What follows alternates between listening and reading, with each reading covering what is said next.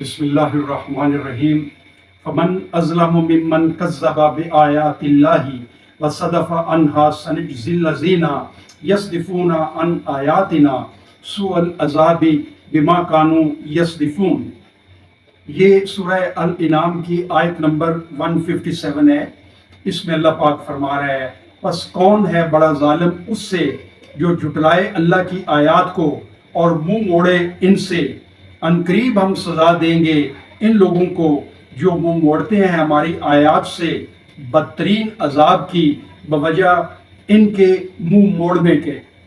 ہم نے اللہ کی آیات سے منہ موڑا ہوا ہے، ہم شرک کے مرتکب ہو رہے ہیں، ہم شرک کر رہے ہیں، ہم غیر اللہ سے مانگ رہے ہیں، ہم سود کا کام کر رہے ہیں، ملک کے ہر محکمے میں رشوت لی جا رہی ہے، ہم ملاوٹ اور جھوٹ بول رہے ہیں، ہم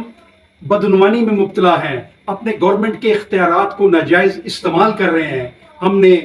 دولت اور زمین اکٹھی کی ہوئی ہے، قبضہ کیا ہوا ہے اور غریب لوگوں کو ان کے حق سے، بنیادی ضروریات سے محروم کیا ہوا ہے۔ ہم نے اللہ کی آیات کو جھٹلایا ہوا ہے۔ یہ اللہ کی آیات کو جھٹلانے کا نتیجہ ہم دیکھ چکے ہیں، ہم اپنا آدھا ملک گنوا چکے ہیں اور اب بھی ہم اسی راستے پہ گامزن ہیں، بلکہ اس سے زیادہ گھنونے طریقے سے اللہ کی آیات سے ہم انکار کر رہے ہیں۔ اللہ ہم کو